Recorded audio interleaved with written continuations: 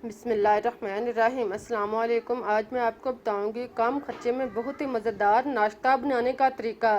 तो आइए चलते हैं और मिलकर शुरू करते हैं अपनी आज की रेसिपी। इसके लिए आप 1 कप दाल लें। दाल रात की बची हुई, अगर आपके पास रात की बची हुई दाल नहीं है तो आप उसे उबाल लें।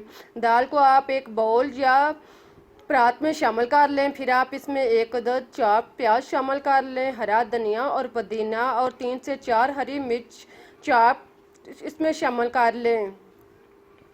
इन सब चीज़ों को डालने के बाद अब आप इसमें सुरख मिर्च कुटी हुई 1 चम्मच डाल लें और नमक आप इसमें 1 चम्मच डाल लें। नमक और मिर्च आप टेस्ट के मुताबिक भी डाल सकते हैं। फिर आप इसमें हल्दी पाउडर आधा चम्मच शामिल कर लें।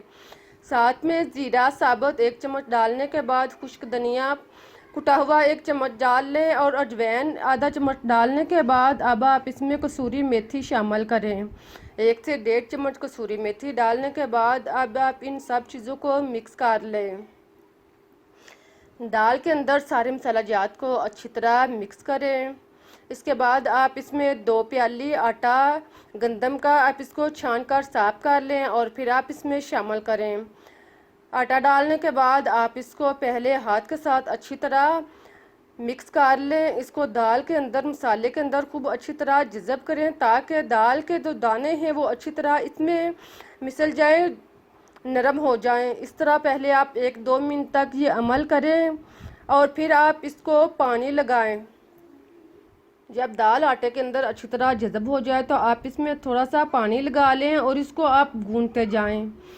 आज का रिक्वायर इसमें आप पानी लगाते जाएं और इसको आप अच्छी तरह गूंद लें। देखें आप इसको 4 से 5 मिनट अच्छी तरह गूंदे। जितना आप अच्छा आटा गूंदेगी इतना ही पराठा जो है वो अच्छा नरम मुलायम और मज़े का तैयार होगा। इसको इस तरह गूंदने के बाद आप इसको 10 से 15 मिनट के लिए छोड़ दें। आप इसे कपड़े के साथ या प्लेट या किसी भी चीज़ के साथ ढाँप कर रख दें। 15 से 20 मिनट के बाद अब आप इसके पेड़े बनाना शुरू करें। मुनासिब साइज़ के नॉर्मल से आप इसके पेड़े बना लें।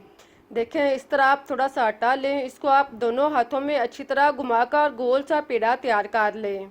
इसी तरह आप बाकी पेड़े भी तैयार कर लें। कुछ पेड़े आप तैयार करके रख लें और कुछ आप इसको रोटियां बनाने के बाद दोबारा बना लें। हमने 4 से 5 अदद पेड़े जो हैं वो तैयार किए हैं। इनकी पहले हम रोटियां तैयार करते हैं। इसके लिए आप 1 अदद पेड़ा लें, इसके गिर्द आप खुश्क आटा लगा लें ताकि बेलने में आसानी हो और आटा जो है वो चिपके नहीं, रोटी ख़राब ना हो। अब आप इसको बेल लें। इसे आम रोटी की तरह अच्छी तरह आप इसको बेल लें। मुनासिब साइज़ की आप इससे रोटी बेल लें जो ना ज़्यादा पतली हो ना ज़्यादा मोटी हो। देखें इस तरह आप जैसे आम रोटी होती है इस तरह आप इसको रोटी को बेल लें और फिर हाथ में 1 से 2 दफ़ा इसे घुमा लें। इसी तरह आप रोटी को तैयार करने के बाद अब आप तवे पर या पैन में जिसमें आपने रोटी बनानी है इसके ऊपर आप थोड़ा सा ऑयल लगा लें और फिर आप इसमें रोटी को डालें। इसके ऊपर आप रोटी को डालने के बाद आप इसको 1 से 2 मिनट तक पकने दें। जब एक साइड से ये ब्राउन हो जाए, पक जाए, तो आप इसकी साइड चेंज कर दें और दूसरी साइड से भी आप इसी तरह इसको पका लें। इसी तरह 1 से 2 मिनट दूसरी साइड से पकाने के बाद अब आप इसके ऊपर घी या ऑयल लगाएं और इसको आप साइड चेंज करके अच्छी तरह क्रिस्पी रोटी जो है वो तैयार कर लें। क्रिस्पी रोटी तैयार करने के लिए आप इसको घी लगाने के बाद हरकत दें ताकि जैसे जैसे रोटी जो है वो हरकत में आएगी तो क्रिस्पी और मज़े की तैयार होगी। इसको आप एक जगह पे ठहरा नहीं दें बल्कि आप इसको घुमाती रहें। इसी तरह आप दोनों साइड से रोटी को अच्छी तरह ब्राउन कर लें। आप देख सकते हैं कि दोनों साइड से रोटी जो है वो अच्छी तरह ब्राउन हो चुकी है, ज़्यादा जली भी नहीं है। बहुत ही मज़ेदार और टेस्टी रोटी जो है वो तैयार हो चुकी है। इस तरह से आप बची हुई दाल से जब ये पराठा बनाएंगे तो सभी मज़े के साथ खाएंगे। उम्मीद है कि आप लोगों को भी रेसिपी पसंद आई होगी। अगर आपको रेसिपी अच्छी लगी है तो उसे लाइक करें, चैनल को सब्सक्राइब करें। मुझे इजाज़त दें, फिर मिलते हैं एक नई और मज़ेदार रेसिपीज़ के साथ।